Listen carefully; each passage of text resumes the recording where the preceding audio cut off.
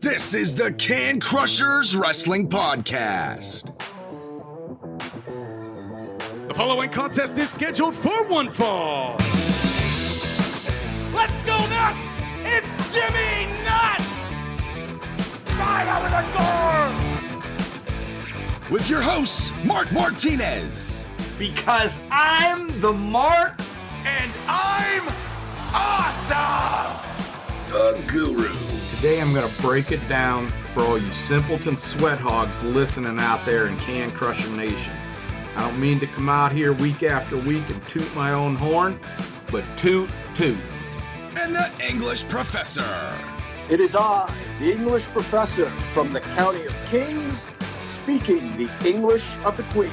Hey, this is former WWE superstar Duke the Dumpster Drosy, and you are listening to the Can Crushers Podcast. And welcome back to Can Crushers Wrestling Podcast. I am your host, Mark the Mark Martinez, and I want to say thank you. Thank you for what Can Crusher Nation has done for the Can Crusher Wrestling Podcast and Spotlight across the board. Without you guys, we would not be where we are today, and I just want to say thank you for coming in, week out, month in, month out, year in, year out. We've been around, and you guys continue to follow us, and I love you for that, so thank you. This past Monday was International Women's Day, and I thought, man, this is the perfect time to pull this one out of the hopper, have it ready, have it set up, and have one of the most powerful women in OVW stop by Can Crushers and talk about some of the obstacles she's having in this business today. And as you can tell by the thumbnail, it is with OVW announcer Stephanie. Stephanie's got a great story how she got thrusted into this announcing position and what it means for her to go forward and some changes that you want to talk about. And I love it. I love it. So I have all these questions written down. We're going to get to talking to Stephanie here in a minute. But we have to do one thing first, because I know for a fact Al Snow's listening to this one. So we have to talk about collar and elbow. Guys, hats, hoodies, tees, pants, stickers, jackets, vests, anything you need with wrestling apparel, Collar and Elbow has it. They do. And it's comfy, it's cozy, it's fashionable. I have I just want to call it old school, or it's probably the basic one, just the Collar and Elbow shirt. Gray, it says Collar and Elbow on right now. I don't want to say I live in it, but I live in my collar and elbow stuff. I do. There's not a day that you won't see me wearing something from Collar and Elbow. I love everything about it. And you can too. So head over to collarandelbow.com, check out everything they have, purchase some stuff, and then, there's a little box that says promo code. Type in Can Crushers, all one word. Capital C in Can, capital C in Crushers, and you get 10% off.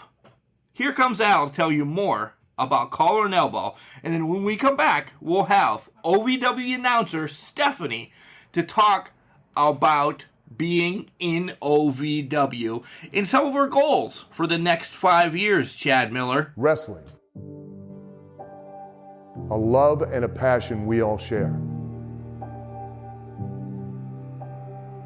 I've started a wrestling brand. The wrestling brand. A brand founded on the aspects of wrestling. Two entities working together to create a product that connect emotionally for people everywhere.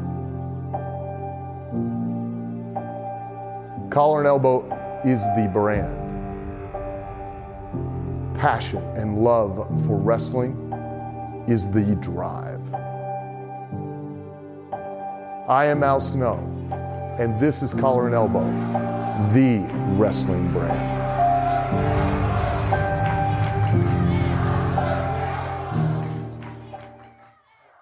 And welcome back to Can Crushers, guys. I told you I was really excited to hear the voice of the voiceless from OVW. I'm so happy to have her on the show. Welcome to Can Crushers OVW announcer, Stephanie Green. How does that sound in your head? Well, it's different. I am definitely been one of those people that have stayed out of the spotlight, so it's interesting. Yeah, but you're thrusted right in the spotlight right now. You are the first thing anybody sees when they come to OVW. I know. It's one of those things that's even like some of my very first jobs, like people I was put in, they were like sink or swim, and that's kind of what I feel like happened. Like, here you go, here's a mic, and I'm like, but I don't really know how to use a mic. Like, here you go, now this is what you say. So I'm learning. Good old Al and Chad setting you right up, right? Yeah, exactly. It was funny because one of the days that I had gone in, and I mean, I had gone in several times. Like, I was really at the time doing paperwork and stuff for OVW, but stood up with Al and, watched everything from like a production side. And one time I had just walked in before we were open, and somebody was like, "Oh, I heard you were announcing today." And I'm like, I'm sorry, what? And they're like, "Yeah, you're announcing."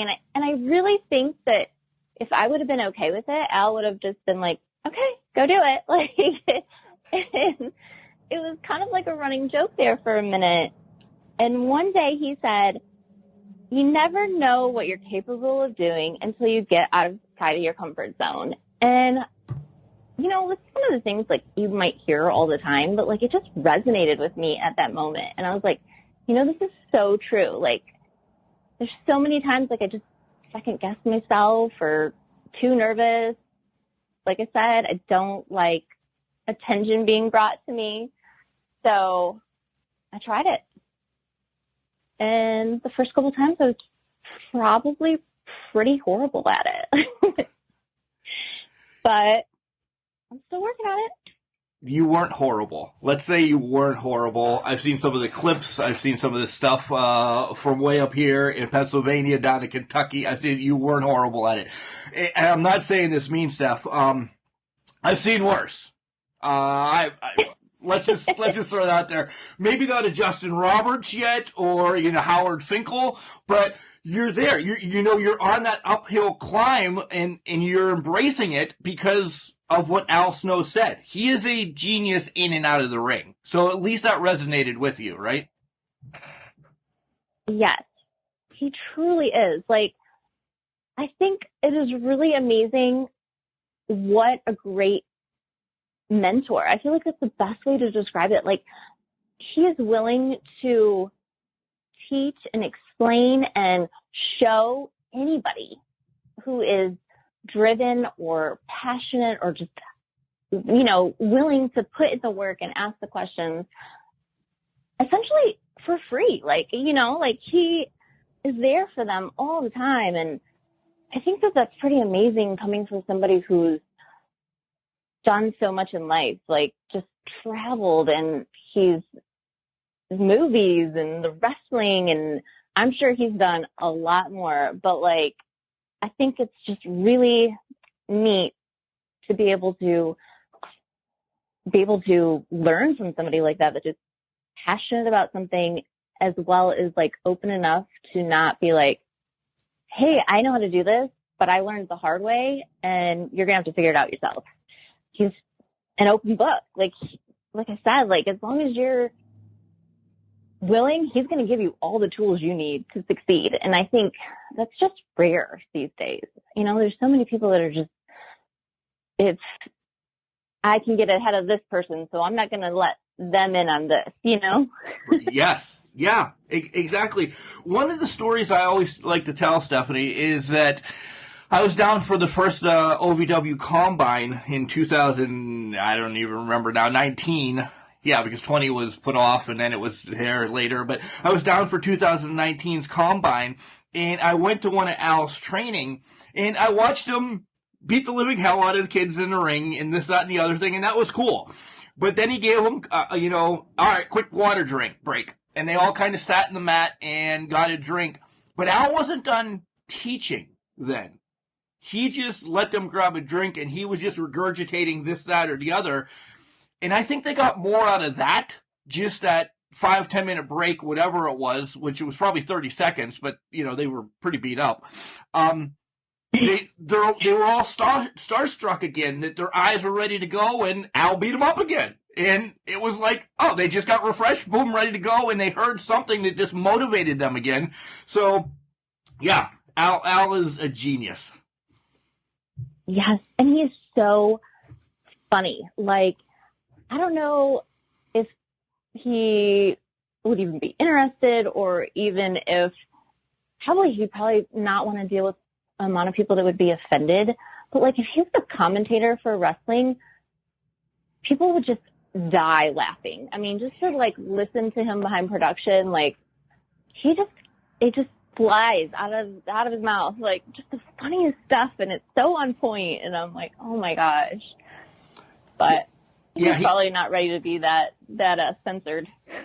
No, he could be a stand-up comic, though. He doesn't have to be censored for that. He could go on tour. Him and Mick Foley doing a tour by themselves. Yeah. All right, let's do the rewind here real quick, and I'm going to catch you off guard because it's not on the notes. How did you find this love of wrestling? Was it when you were little, Steph, or did Grandma and Grandpa show you? Were you always, linked to WWE? How did you love wrestling? Oh my gosh, this is kind of embarrassing. I wish you weren't asking me this. So I didn't until I was thrown in by Chad and essentially Al. I had gone to like a couple of the shows like that Chad had done, and I wasn't buying it, to be honest with you. Like, I was like, well, they did a huge event at Norton Sports Performance, and that was really good. But the first one I went to was like, okay, it's entertainment. But it wasn't, honestly, until I got to go and stand with Al and see the production side. And now even like sitting there, like, and even understanding it, appreciate it so much more. So it's funny, like, when people say that, or would ask me like about different wrestlers, I'm like, I remember like Hulk Hogan, and I feel like people are like, Hulk Hogan. It's like, did, yeah. Like, they're like, yeah, or like, I don't even know. I can't even remember how this happened. It was probably me working some event or something, but somebody put John Cena on the phone with me one time, and I was like, oh, what a cool guy. So, like, I know, like, I looked up some stuff then, but it really isn't until now that I get it. And I think that it's something that so many people, like, have this, like, stigma against wrestling that, oh, that's fake, but there's so much of it that's not fake. It's, like, really, really awesome. Like, so now I would say is the time that I really can get into and appreciate it. And I did have a younger brother, but, like, I guess my younger brother was just more, he was more into, like, funny stuff. I don't know. Like, I just remember, like, the Christmas Story on repeat all year round. Like, oh my God. It's bad enough Christmas for 24 hours, so if you're watching it in July. Oh my gosh, I can't even tell you how many times. Like, and I would, I never cared, so I just let him watch whatever he wanted to watch. But that's nice. So yeah. So the main thing anybody's going to get out of the podcast is you don't care about your little brother. That's great. That's a great way to start your OVW career, Stephanie. Exactly. Sibling love. I actually can feel for you. If he's watching that all the time, I'll tell you a quick story because I throw my wife under the bus all the time, and God, it will get back to her even if she doesn't listen to this episode because Chad or Al will text her, and those two guys are just gracious guys that I love. My wife will watch the National Lampoon's Christmas vacation a minimum of twice a month. It doesn't matter what month it is. It's on the DVR, and I walk home from work, and she's a day off or whatever, and she's watching that godforsaken show. And I think it's the worst one out there. I really do. No. Yeah, you like it, my don't gosh. you? It is one of my favorites. I do. Great. I do. Great. You and Kelly can have tea together someday.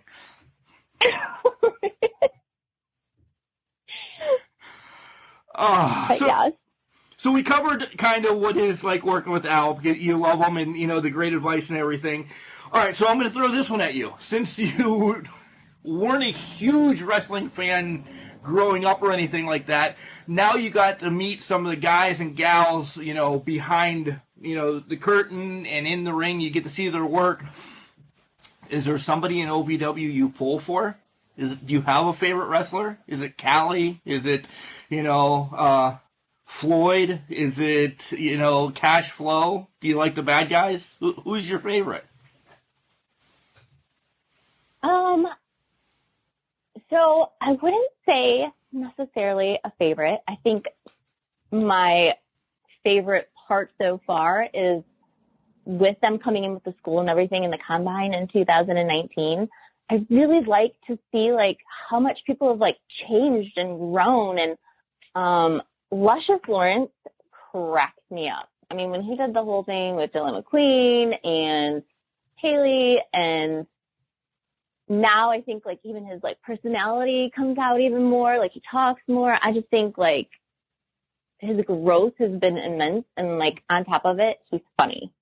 So definitely one of my, you know, more favorites to watch. And then a couple of the others, like AJZ, like I just feel like he's really grown a lot.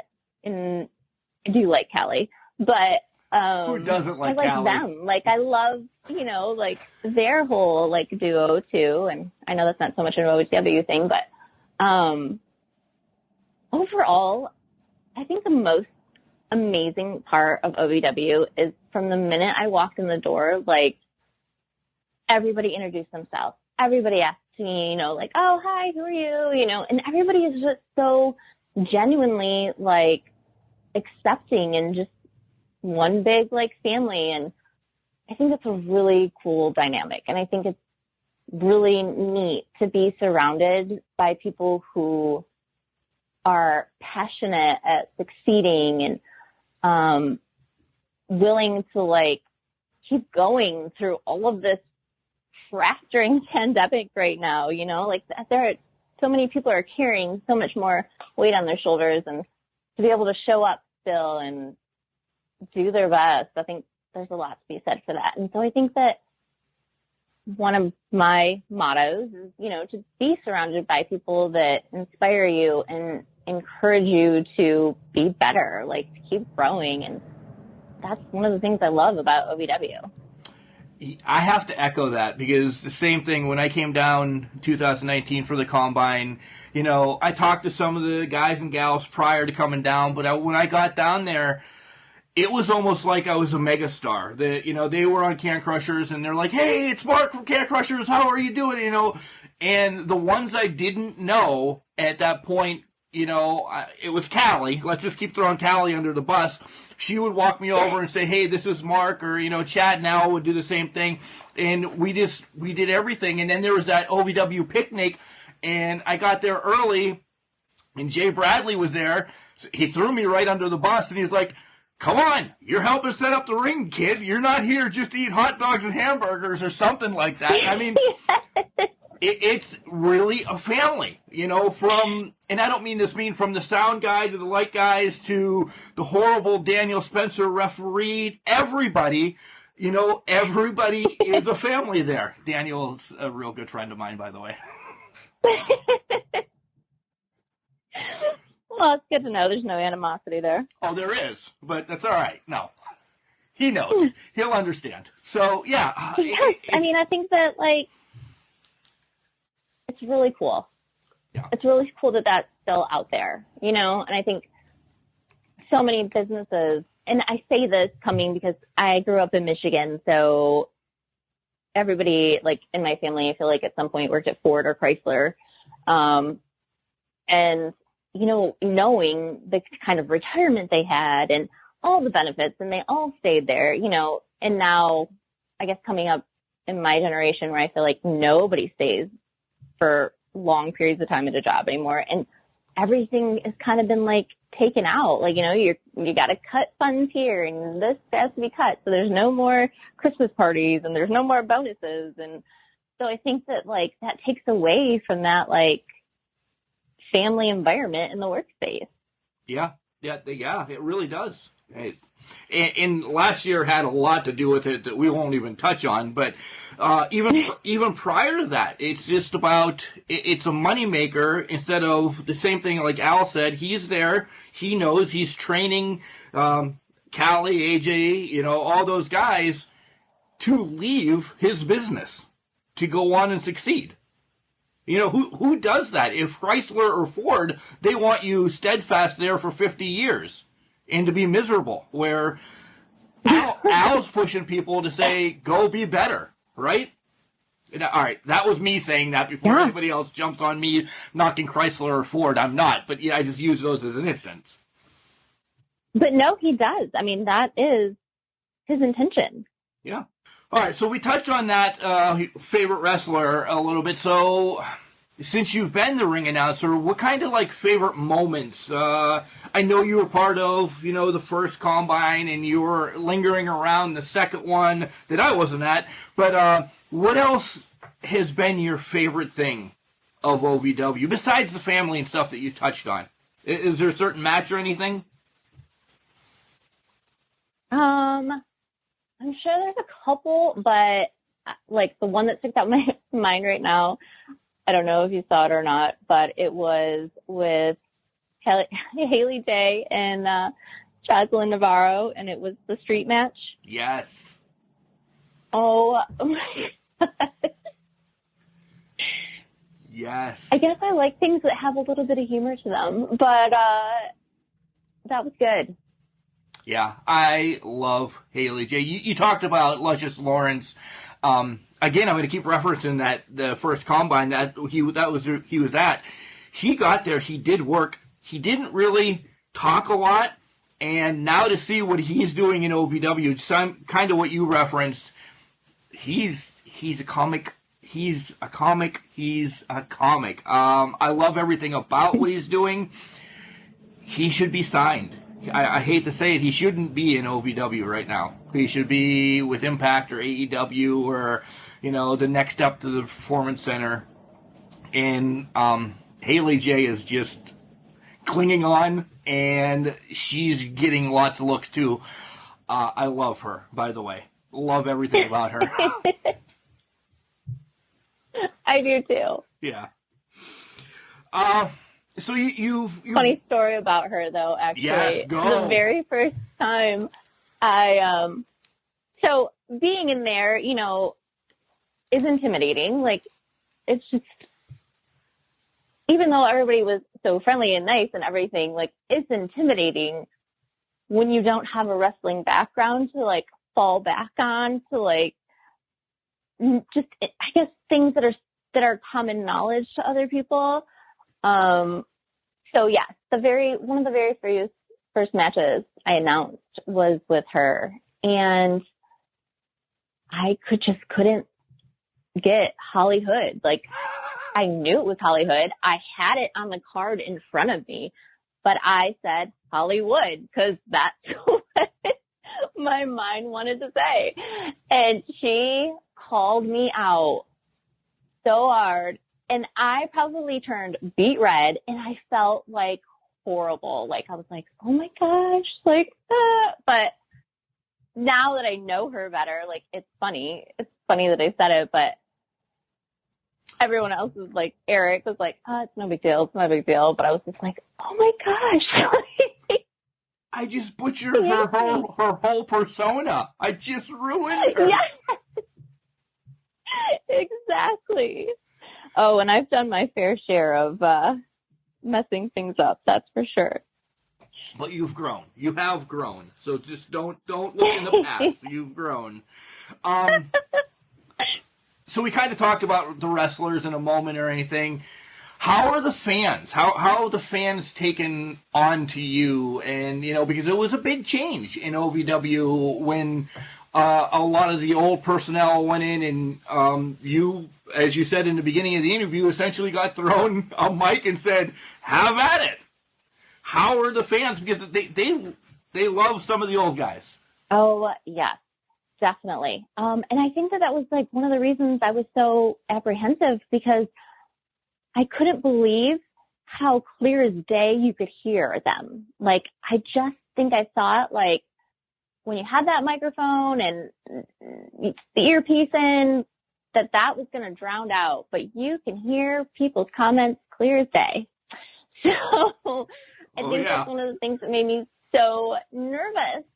And, for a while there, we didn't have fans. So I think through a lot of my, like, really growing period, there weren't, which did make it harder in some aspects, but some, I think, allowed me to kind of get some, like, technical stuff on tap. But yeah, it has been really awesome. Like, I remember, I think it was my very first show, a woman had come up and she had said, like, you did a really good job. And I'm like, I sounded like a quiet little mouse. Like, but thank you. Like, that was really nice of you. Like, you told her that? That was really nice of you. I probably did. Because my whole life, people have, like, made fun of, like, my little kid voice. So, I mean, even a year or so ago, I tried to order, like, carry out at a restaurant that was noisy. And he was like, you want me to talk to your dad? I'm like, oh my God. No, I want a number one. Like, so I want a Big Mac, please. Like, yeah. So that, and then recently, these little girls, and the kids are some of my favorites, were like, oh, we like your earrings. And I was just like, oh, well, thank you. Like, it was just sweet. Like, I think that is another aspect of wrestling that if more parents realized how into it kids got, they would go. Like, they would go just for the entertainment for their kids, because that in itself is sometimes entertainment alone. There's been times that I've taken my son. It's maybe not been a federation that I know up here, but it's just close. So me and the guys grab our kids. We'll watch anything, but we're like, yeah, let's go. And, as we said, my son's, 13, 14. My other buddies is, 8, 9. So we go to these events, and we're like, oh, man, this isn't the greatest. But they think they're at WrestleMania. They think they're at, New Japan over in, Japan watching shows. They're just having a blast. That's when you sit back and you're like, this is going to be something they remember. Maybe not anything about, but they're just connecting with people. And, yes, the kids are out of wrestling more. You see some in WWE, but you just don't see them all over. Kids need to be back into it for the experience. Yes. And I have a daughter who is, she'll do, like, she has done soccer, gymnastics, dance, and stuff like that. But she is, like, the kid that wouldn't go in the bounce house up until, like, 7 years old because she was frightened. Like, everything terrifies her. That anything that's, like, maybe dangerous or uncomfortable. And she loves it. Like, just even the time that Chad was like, you cannot miss this episode. You'll have to see what I did for Al's birthday. Yes. Well, I couldn't get it on the TV. And she was sitting in here, and it was, I think it was with Roman Roselle. It was a tribute to the military. And all of a sudden, like, she starts like, you already did that move. And oh my gosh, like, and she was so into it, like, that I ran in from, like, the other room. Like, I was like, what is going on? Like, so, yeah, I think that is something that if more parents knew, they would take their kids. So, side question. You just said your daughter's in gymnastics and everything. She comes up to you in a couple years and says, "Hey, Mom, I want to go to the Al Snow Wrestling Academy." What do you say? All right, let's go. Yeah? I think that That scares you, though. I can hear it in your voice. It scares you a little bit. Yes, but they'll be because I think that so many people like have this concept that it's not real, but like you are putting your life in somebody else's hands essentially with some of these moves. Like you are depending on this other person to like lift and maneuver you correctly so that you know, is coming from, especially from a mom perspective, like that you don't land on your neck the wrong way. Like, I think that, and even going back to Callie, like just some of the things that she suffered, you know, I'm like, oh my gosh. Right. But I think that I come from a very, even though I grew up in Michigan, my mom was born and raised in like a small town in Virginia, and she was super strict. I mean, just wanted to keep me sheltered from the world and really didn't like let me experience anything that she thought like might cause me harm. So here I'm thinking as I grew up, like I was too afraid to do sports and stuff like that. I think it's really like it was her. So, needless to say, I was like in swimming and horseback riding and like dance, the stuff that she didn't have to worry about. A softball taking your head off or anything like that. Right? So I just think that that's important to me that I never do that to her. Like, because it wasn't until like, honestly, now in my life, in the last 2 years when I started working for Chad and worked out the first time at Norton Sports Performance, which I guess the best way to describe it was like an athletic-based HIIT class. And I would have never had the self-confidence to do that. Like, I would have never done that on my own. And I was like, hey, I'm not as bad as I thought I was. Like, I can actually, like, jump up on a box. Like, yay! Yay! I, you know, like, sprinting, like, I don't know. Like, it's just crazy to me. Like, and my mom was like, no, you didn't like to do that stuff. And I'm like, really? Like, you sure?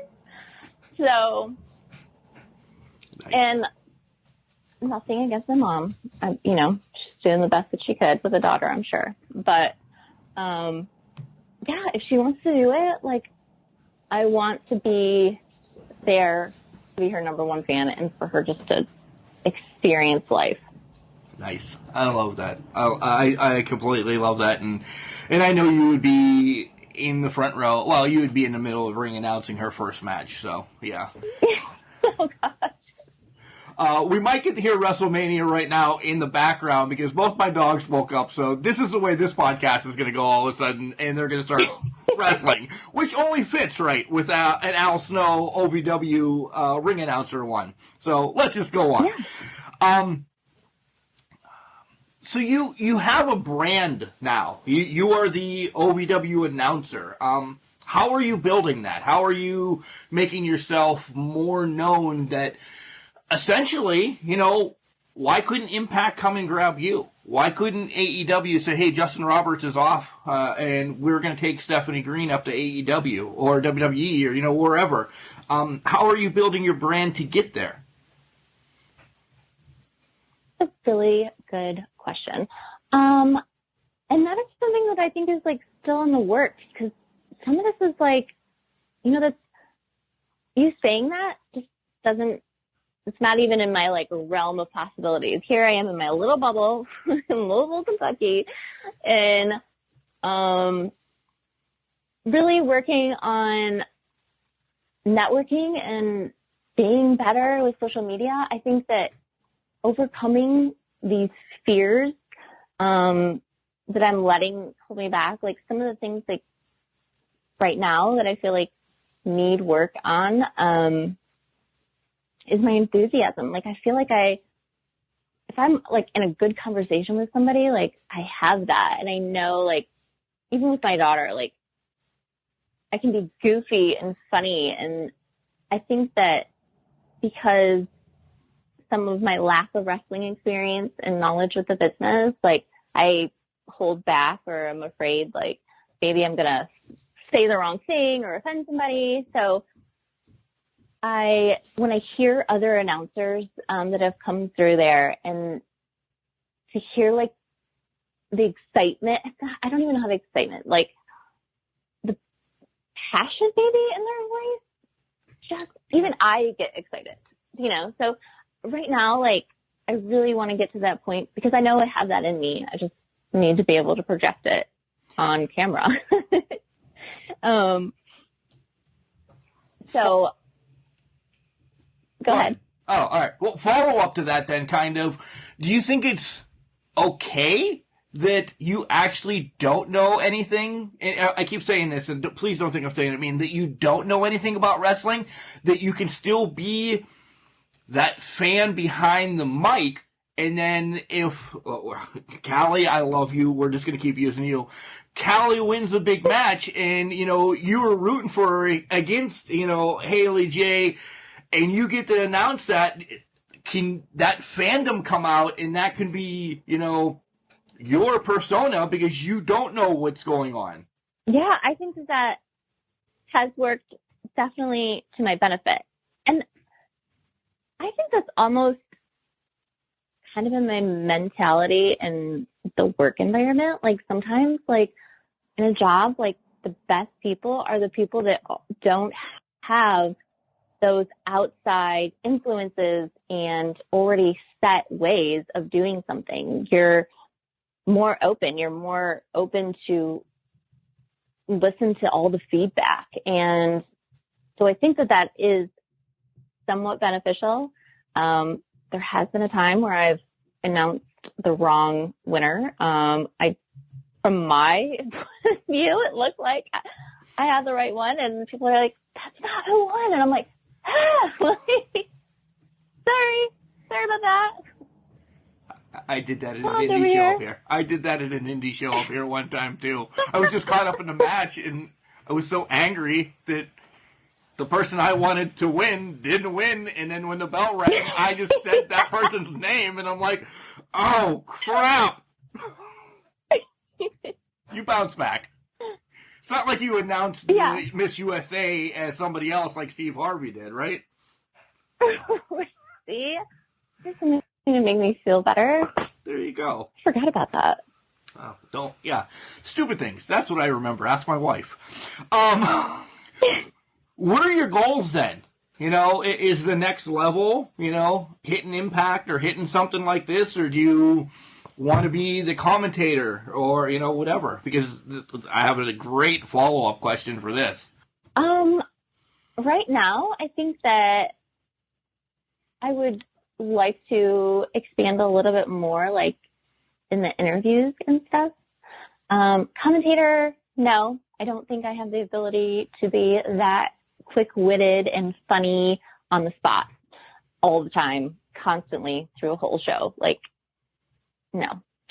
But I do like the interviews and kind of like the, I guess, back end, you know, stuff, getting to know people a little bit better.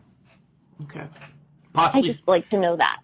I just like to know that about people, like what experiences they've had, or, you know, exactly, I guess, some of the things that you're asking me, like that's intriguing to me.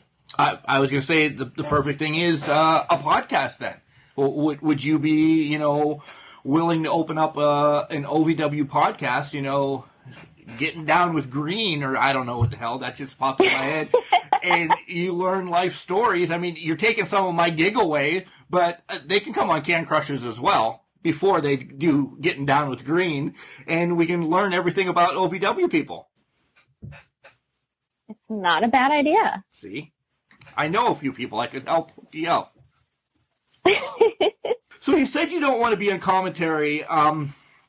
Is it because Brian Kennison? Does he scare you? Do you think you can take him in a fight? Or what? It's Kennison. Yeah, but as much as he appears easily intimidated, those are the people that you got to watch out for. Like, he might come out with some like real ninja moves or something. I don't think I'd go for Kennison. He got beat up pretty bad by Madison Rain a few times. Just saying. I think you'd be able to take him. I'm just saying. Nothing against Madison Rain, but I'm just saying. Kennison doesn't have what is it? A leg in the fight? Is that the saying or something like that? Yeah, I don't know. I think you can take him, Steph. Maybe. She's definitely a little bit more intimidating than me, though. Well, you're working out. You're going to Wednesday nights practices, aren't you? Yeah, exactly. See? All right, we've been having fun, but we have to get to the bad parts. Besides just throwing the mic at you and say you're announcing tonight, what other horrible things have Chad Miller and Al Snow, done to you, poor little Stephanie, that they just continue to harass you? I really don't think anything is that has been like so horrific. I mean, there's been times like that I've definitely been put on the spot and where I'm like start profusely sweating because I'm on the spot, but I don't know, like nothing is like, oh my gosh, I cannot believe they made me do this, but if you would have asked me a year ago if I'd ever even consider doing this, I'd be like, nah, Chad says I am, but I'm not. Well, I'm going to break the fourth wall here. And not only do you work at OVW with Chad now, but you also work with Chad. So that's got to be the worst possible thing in the world, to work alongside him all the time.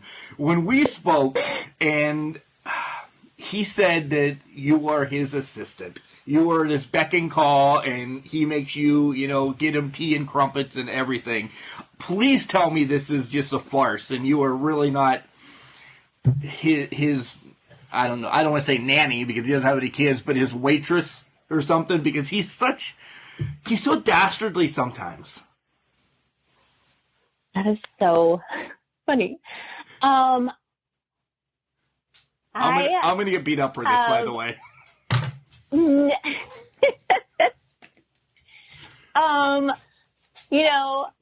You are not the first person that has like found that out and been like, oh my gosh, how do you do that? Like, he's never in one place at one time. Like, he's got 100 things going on. And I think I have learned to enjoy the challenge. I need this, and I need you to get it done, like, in the next half hour, and I need you to jump in your car and cross the bridge and take it over to Indiana. There's just this, and I don't hold back. So if something's, like, really outside of, like, my realm of, like, that's not possible, I'm like, do you want to bring it down a notch? That's not happening. Right. But we actually, not the same year, but they have the exact same birth date. So maybe that has something to do with it. Oh, you're those type of people. Yeah. I know what you mean. But I will say, not so much for OVW, but working for him, one of his businesses with the medical device, I guess you could say, he was out of town, and I don't know, but he was like, you need to go to this office and you have to go to the back door and you knock and you ask for this so-and-so and you're picking up. And it was like, is this legal? Like, you want me Right. to go to the back door and pick up this medical supply? And it was like tissue or something, you know? And then I had to like take it to the post office, but it was just like one of those things where it was so like, this seems really, this is weird. I'm sure people in that business all the time to go to, you know, medical office and In the back door. Yeah. go to the back door and talk to these people. And, Yeah. And all this is. hey, you don't know me. But I'm here to pick up the drug supply or something. Yeah. Yeah. And I'm not wearing scrubs. And so, yeah. All this, and he's taking pictures of steak and frog legs and being on a boat. And so he's never working, but you're doing his work for him. Yes. You know, when you put it that way. Yeah. All right, we're done picking on you, Chad. I'm sorry. Back to you, Stephanie. Since you got thrown into being the OVW in-ring announcer, are you at home practicing in front of a mirror? Are you practicing? What's your skill, you know, set to do at home or whatever? I do-ish that, but I think I get more benefit out of going back and watching previous episodes and then even asking like Al and stuff about it. So I think that I've learned more that way than anyway. Sometimes like it's just weird. Like the mic doesn't always, like I don't feel like I always sound the same in the mic. So that's a little bit like different for me. And a lot of people are like, oh, go back and, you know, watch Lillian Garcia or this person is really great. And I do and I have, but I think that in this day and age, like in so much, especially right now, is social media driven. Like a little part of me is like, I don't want to lose like me trying to sound or be like somebody else. Right. So that's kind of like a little bit, you know, I'm looking for that more enthusiastic part of me. But at the same time, like, I'm not going to be like some of the guys, you know, like I'm not going to be that, like, I'm never going to come across like that. Yeah, you can't, you're not going to get that deep voice and like that. No, no, not going to happen. But there's so many, and that's a good thing that you could take something from Lillian and you can take something from, you know, Justin or, you know, the Fink or somebody like that, and you can put your own spin on it. I like that you actually said that you're not just going to karaoke's and singing, and you're actually doing some film work. Because I've heard some announcers say, oh, I just say their people's names over and over in front of the mirror. And I'm like, does that really do anything? Because I could say Mark Martinez, like 100 times. Cool. What's that do? Nothing. Yeah. I mean, I will do some karaoke with my 8-year-old. I mean, I am loving these Disney musicals. Right? We have watched High School Musical several times, and Descendants, another good one. I mean, so I my fair share of that. All right, then let's get to know Stephanie some more, and we'll bounce back into wrestling as we have some questions just to know who you are. You brought up Disney. What's your favorite Disney, you know, show? What is your favorite one? Mine's Moana, by the way. I'll just throw that out there. You know, I think up until like a week ago, I would have hands down said Little Mermaid. Hands down. And then I didn't even know this was a thing. The new Mulan. Phenomenal. I didn't watch it yet. All right. It's so good. Okay. So good. So I was really impressed with that. What is your daughter's favorite? I don't know at what point she became so anti-princess. Nice. But when you messed up HollyHood Haley J's name. Is that what probably? I mean, I was definitely the mom that, like, the first couple of years of her life were, like, princess-themed birthday parties. But she is, yeah, I mean, she was watching, more of an anime recently. I think it's Korra, something. That's definitely not Disney. But she's the musicals, and there's a band one. I forget what that one's called.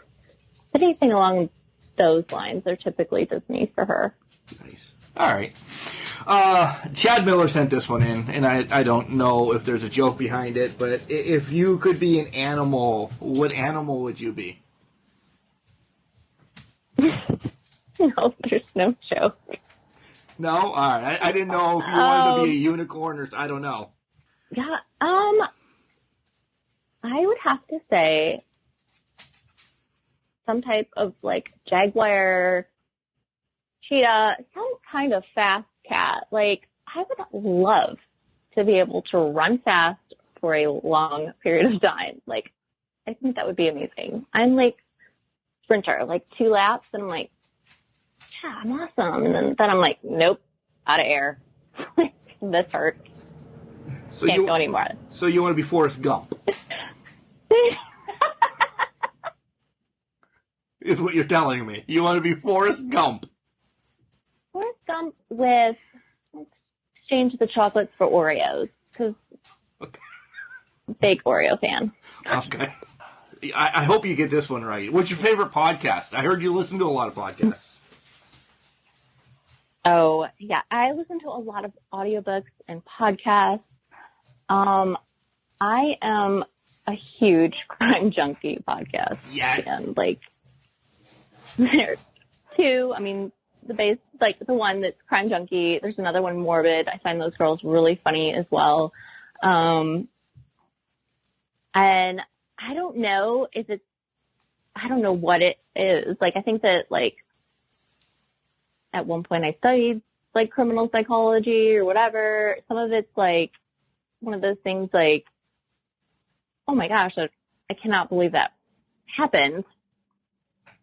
But some of it's just, like, taking you out of reality, you know? Like, yeah. Be stressed. Yes. My life is not as bad as that person's. Exactly. Exactly. I know that's so horrible to say, but if they're dead, I'm not. That's awesome.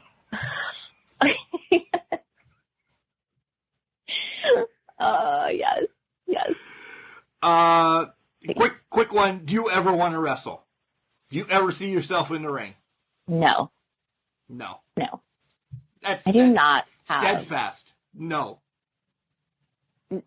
Yeah. Do you know how many times Chad's like, you could get there. Come on, I know you could do it. Like, you'd be awesome. And I'm like, no. Like, no. I could not be that close to somebody else, like, that I didn't know in their sweaty bodies. Like, no. So you're a germaphobe? Nope. Not that there's anything wrong with that. A little bit. Yeah, all right. A little bit, yeah. That's all right. There's nothing wrong with that. So, I'll end that. My favorite one, we always ask this, is we rate beers sometimes on the show as well. What's your favorite beer? So, I feel like in the last couple of years, I used to be really into craft beer.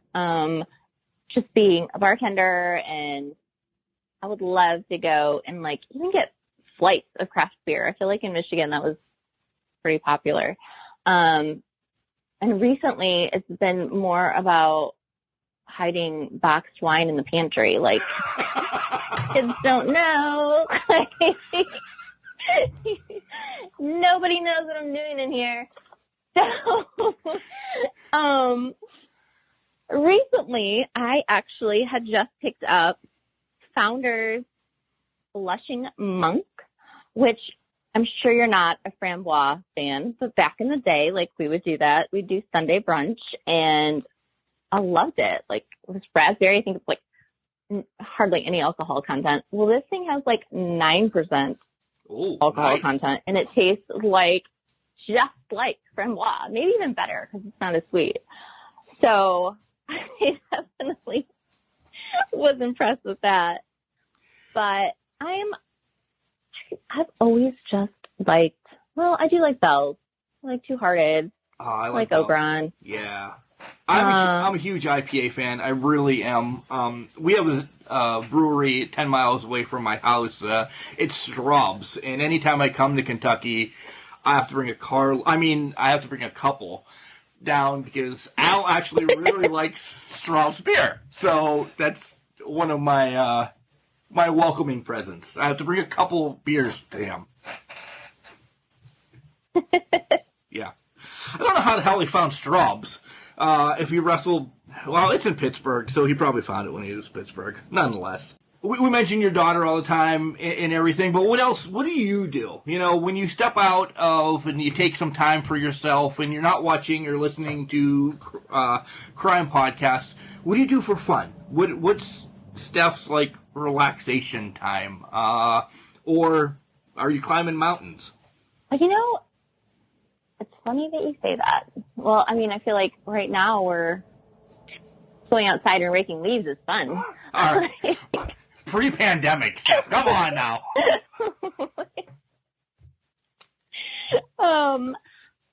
You know, I feel like I'm like figuring that out again because I really have given the last 8 years of my life is like revolved around my daughter. Like, what does she want to do? Like this weekend? Like, but it doesn't get any better. I do like playing. They're 14.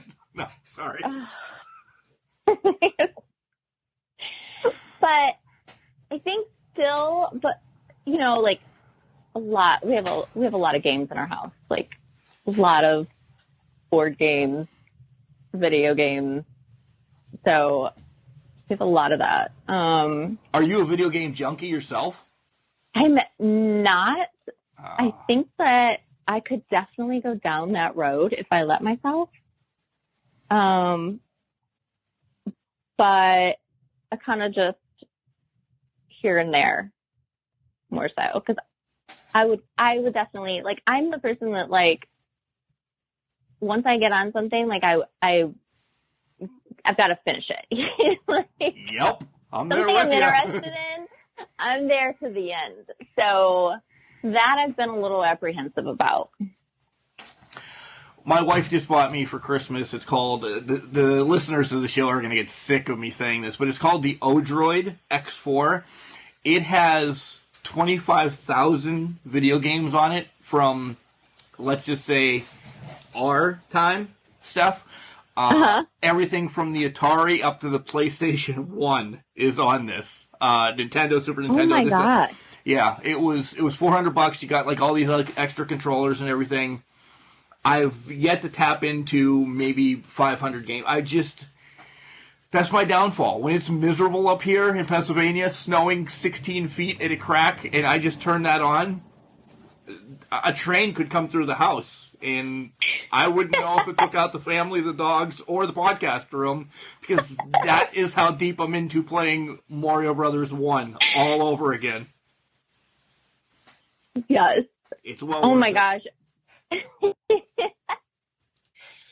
I can still picture like our Atari with those like joysticks and the huge TV that sat on the floor. Like it was so heavy, you know, like Right? old school TVs. Like they weren't flat by any means. Oh my God, no. Oh. Encased in the wood.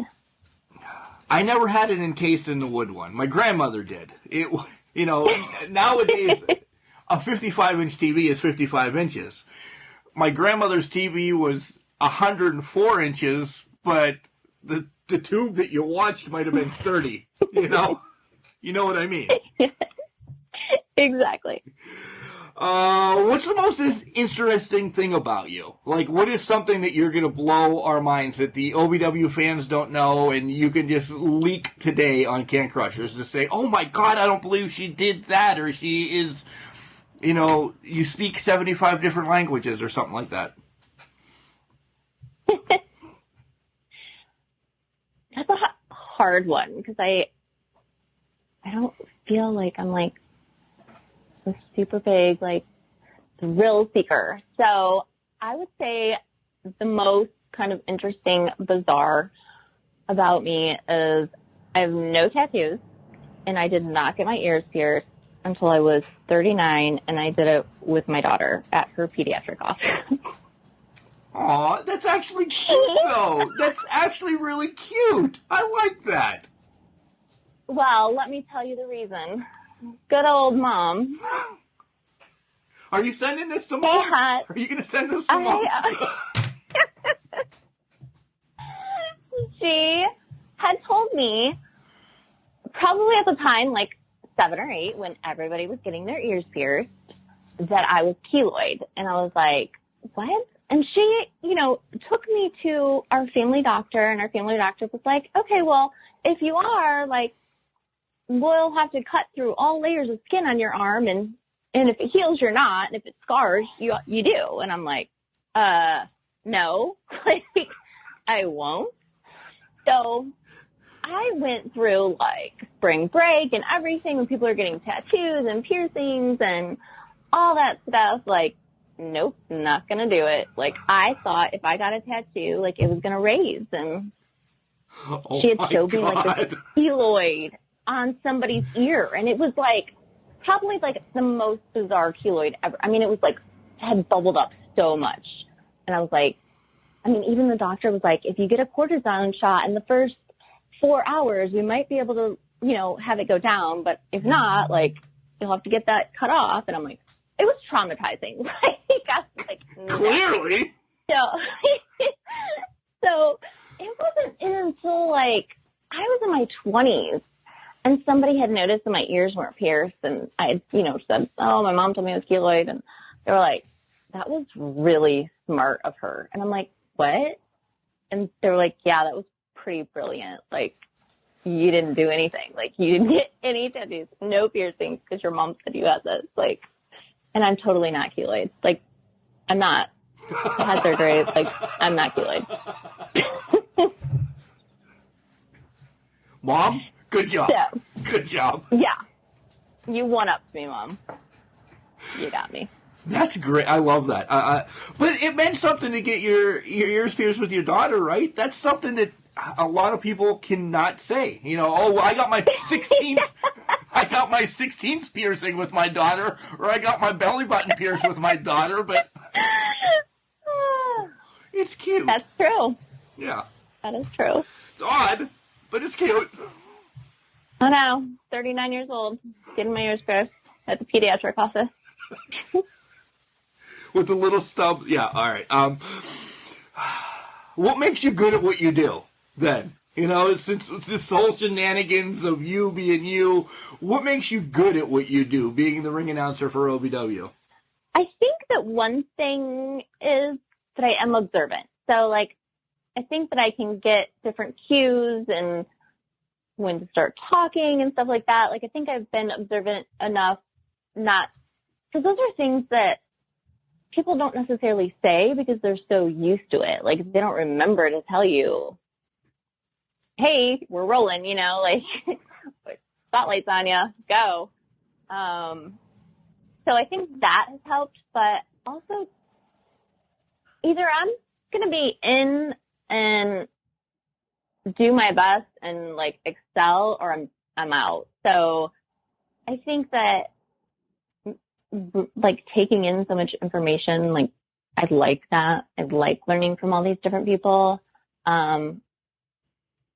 Makes it a little bit easier, I guess. No, I completely understand that. But with you saying what you just said, you're either in or out, did you give yourself a timetable to be like levels, to keep leveling up, to get that pull out button? Actually, I think that that's something that I really tried to put more into place like recently, just because, every time I would go, like, I'll be like, great show, good job tonight. And I had looked back and was like watching some of the stuff to like more now. And when somebody's like, all right, good job, you know, like they're like, okay, cool, it was good. He didn't say anything like that made me cry, you know, like, but I feel like I am level right now. Like I'm the same. Like you can understand me, but at the same time, like there's room for improvement. So, I think that is really what I'm trying much harder at right now, is to like take the next level. It's harder, I guess, right now because with the pandemic, it's not. Yeah, if it was something that was more consistent, you know. Yeah, if I could if we had more shows or more events, it would be a little bit easier. Yeah, I completely understand what you're saying there. Yeah, for sure. So what are some of the things that you're actually working on then? Like, is it smiling more, giving kids high five? I don't know. I'm being an idiot now.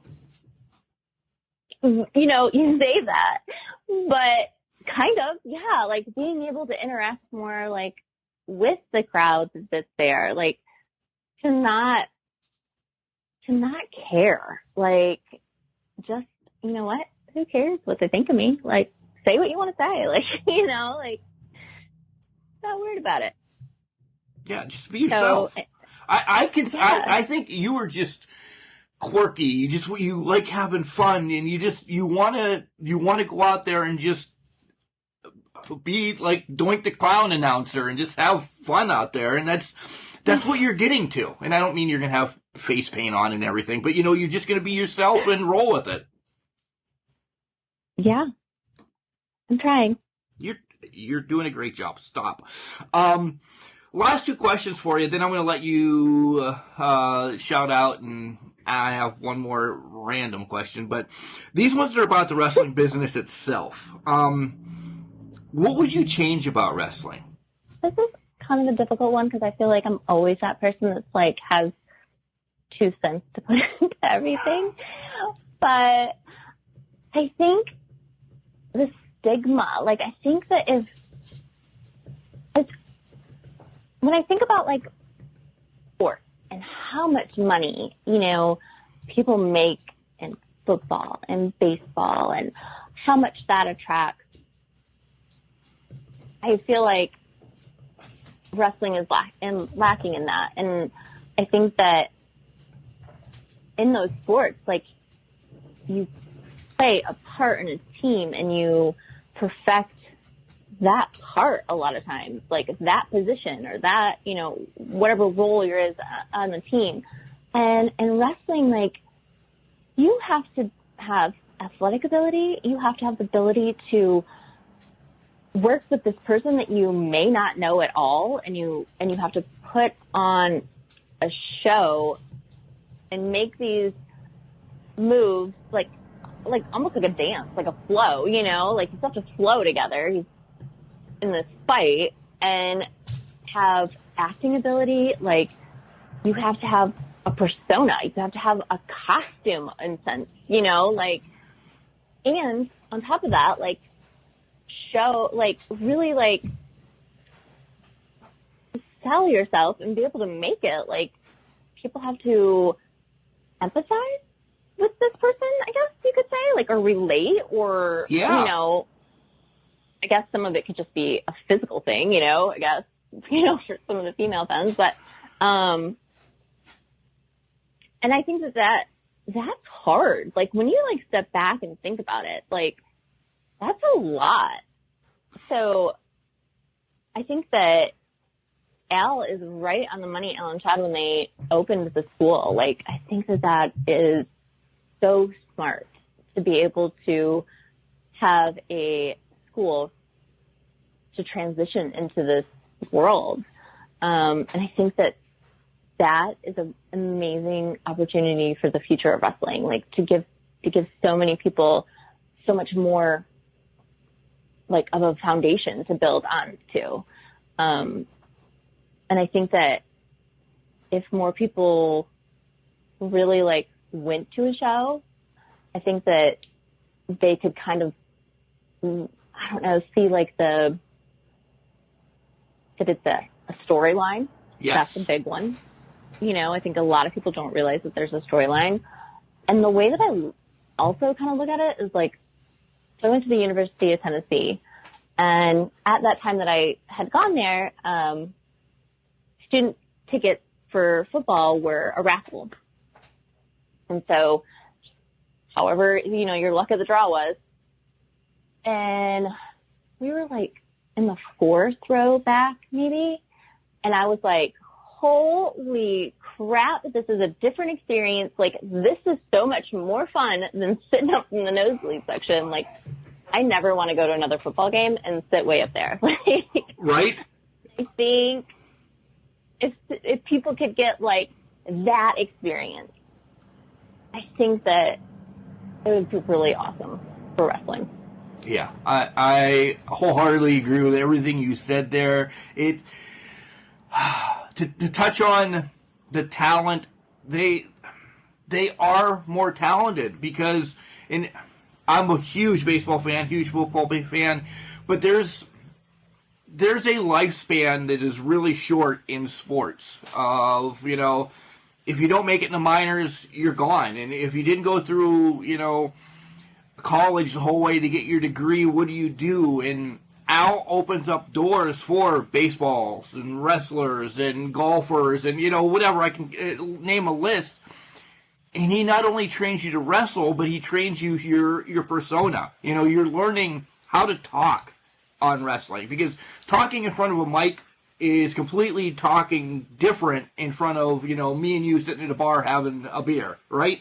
You just have to sell yourself. You have to, every time you say the word, you know, no, and I'm not saying it, but I'm just saying like a 15-second promo, if you're umming on national TV, they're like, what the hell is this guy trying to say? Your brand goes down, because who you are, Callie, we love you. It just popped in my head again.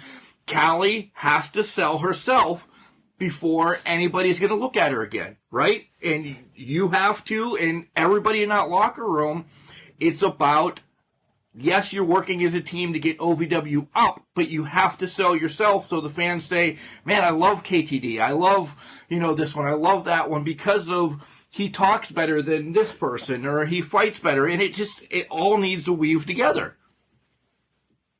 Yeah. Yeah. Yeah. Exactly. Where do you see wrestling going? Well, no, because like when you think about it, like, go ahead. What would I think? No, I was just gonna say, like, when you think about it, like, it's not other sports. Like, are you so involved in that person's persona per se? Maybe their look, maybe their, like, you know, athletic ability, but not so much their persona. Right. I don't care that an offensive lineman for the Seattle Seahawks can talk. I want him to block for the running back. I hate the Seahawks, by the way, but they just pop. I'm very like a gnat, by the way. I want him to block. That's his job for me. Block for the quarterback, block for the running back.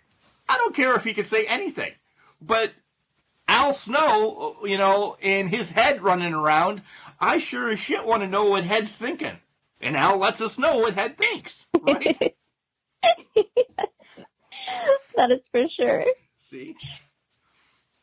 All right. So I don't know where the wrestling business is going. I mean, I think that we can say that for a lot of sporting events in the future, in the near future. But I had saw something that somebody had posted on Instagram or maybe Facebook. I'm not really sure. But they had quoted that after the Great Depression came the Roaring 20s. And I was like, that is so true. Like, people are so tired of being stuck in the house. All they want to do is get dressed up, go out, and have fun. And I think that if wrestling can be linked in, I know, like, Chad had talked about this, but, like, in somewhere where, even with a band, so, like, a concert and a wrestling event, or in an arena that, like, hey, let's have a themed night. Like, everybody dress up as, you know, the 70s or something like that. You know, I think that anything with food is always good. Yes. I think that if it could be tied to something else that would open the door for other people to be able to see that other side of wrestling, I think that would be really amazing. Because I think that people go to sporting events all the time that they don't necessarily want to go to, but you go for the food, you go for the people that are you're surrounded, you go to have beer, like, you know, like you go just because it's fun. Yeah. Fun to get out of the house. It's fun to be surrounded by other people. Yeah, and you guys have a summer a hell of a lot longer than we do in Kentucky compared to Pennsylvania. So to sit down, you know, link it to a Louisville bat game. You get a baseball game, you get wrestling afterwards, and the barbecue stand's still open. Beers are being thrown there. What guy doesn't want to go there? That's my dream. I love that. And my wife's going to come. My kids are going to come because there's other things. It's an experience then. It's not just, all right, 7 innings we're out or 4 matches we're out. This is a whole day, like, festival is what you want to plan. Yeah. Yes. See, we're on the same page. We're on the same page. All right. I mean, all the burgers and beer and the elephant ears, you know. Yes. In whiskey. Oh, my God. Oh, man. Yeah, that's another story. That's another time when you come on. We'll just have whiskey sitting around the table and tell some great stories on Chad Miller then. Oh, man. Yeah. That's the truth serum, you know? That is a truth serum. He doesn't want those. The question that you have dreaded the most. Stephanie, where do you see yourself in 5 years?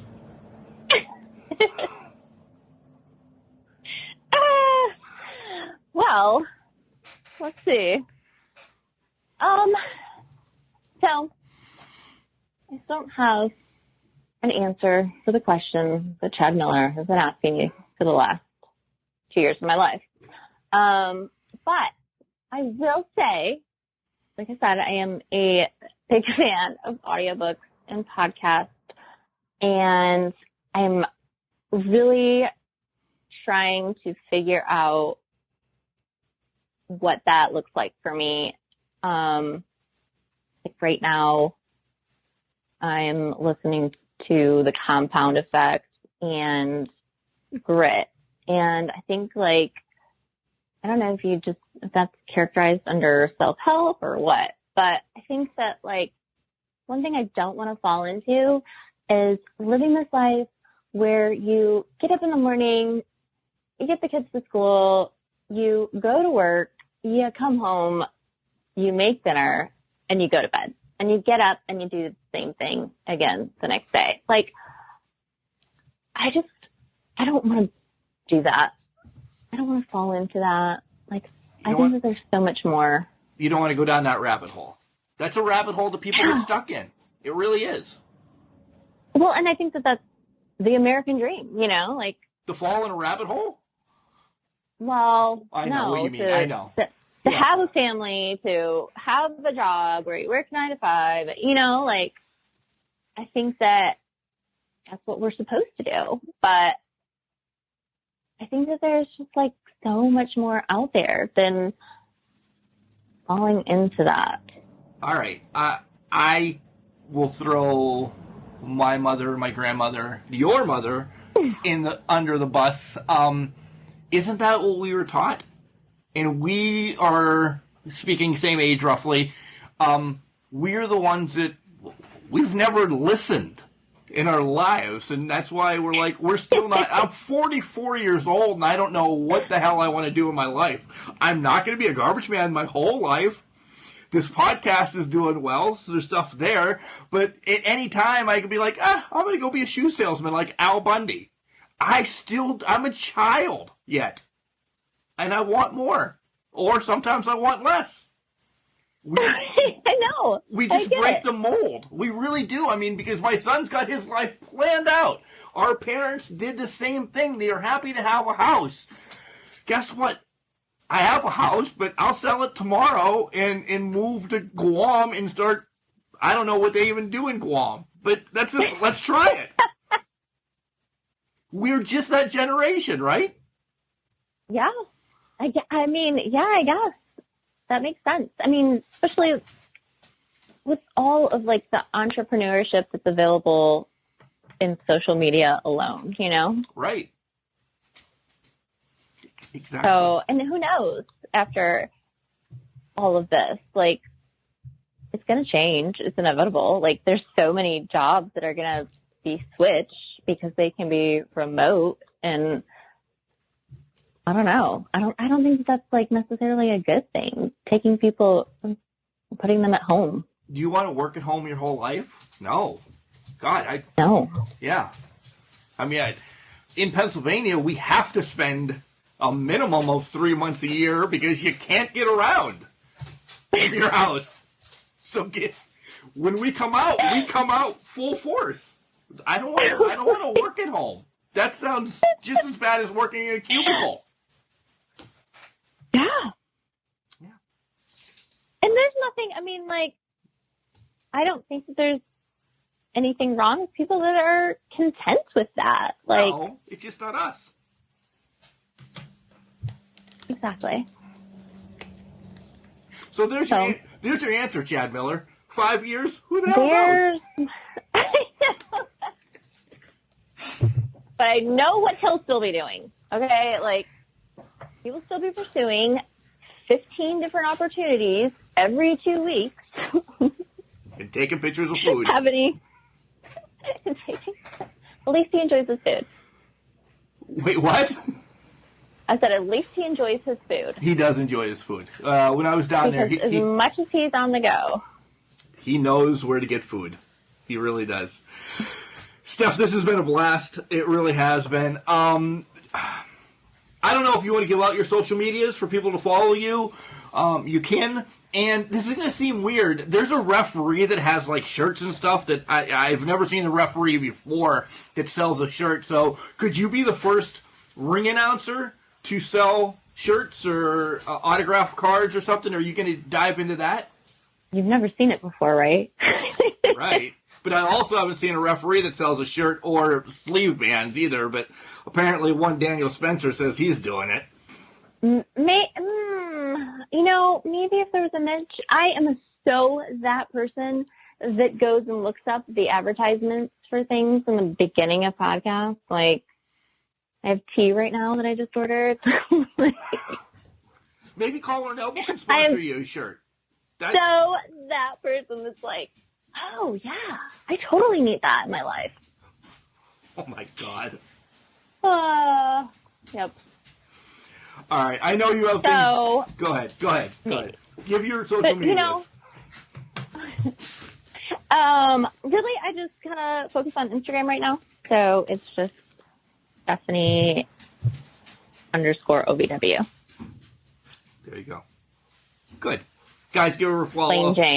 Plain Jane. Yeah, I bet you Al helped set that one up for you. Who is a wizard at technology, I hear. A wizard.